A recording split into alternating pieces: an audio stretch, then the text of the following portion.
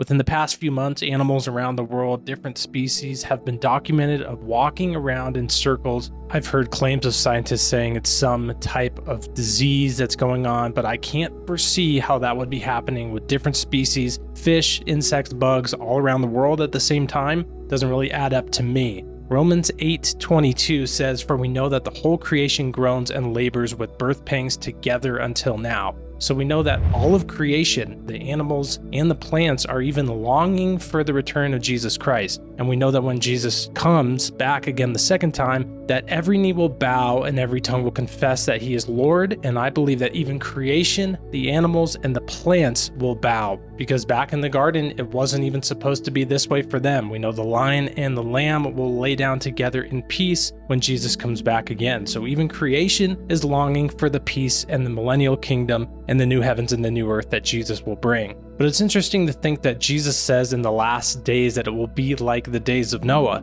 And what's something that took place in the days of Noah? Well, animals did something very strange. In Genesis 6:19, animals in pairs walked all around the earth to Noah's ark to be rescued from the flood that was coming. There's also many other instances in the Bible of God using animals to get his message across.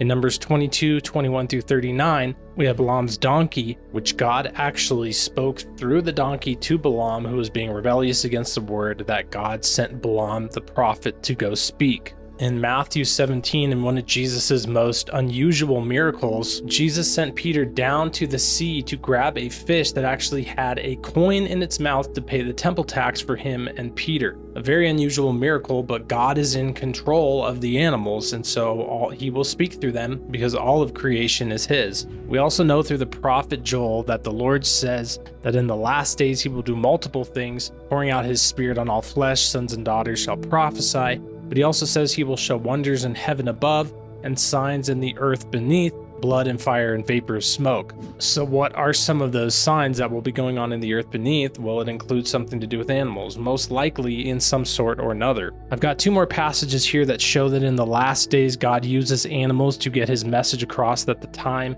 is short and the return of Jesus Christ is soon. In Revelation chapter 8 verse 9, it says, "A third of the living creatures in the sea died and a third of the ships were destroyed." So these will be signs of the very last days. And in Hosea 4:3, it says, "Therefore the land mourns, and all who dwell in it will waste away with the beasts of the field and the birds of the air.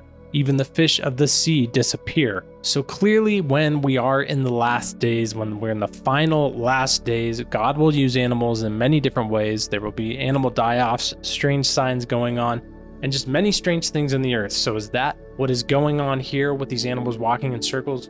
No one really knows for sure, but it is strange. I don't think it's clearly some scientific explanation of, definitely not like a disease like insects and bugs and animals all across the earth are just deciding to walk in circles at the same time. It makes absolutely no sense. Maybe something as if whatever the North Pole is, we know that moves.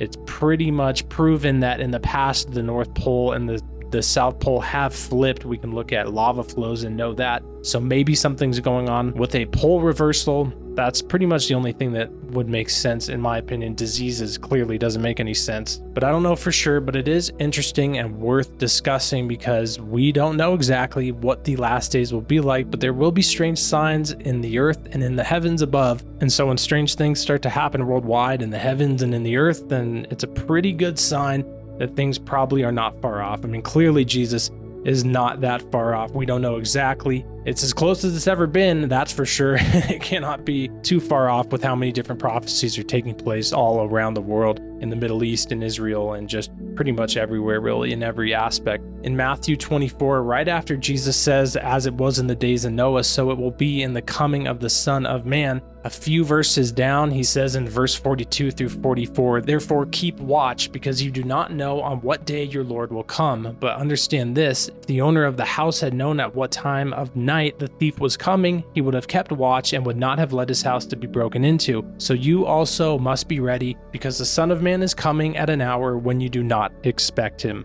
Thanks for watching, and God bless.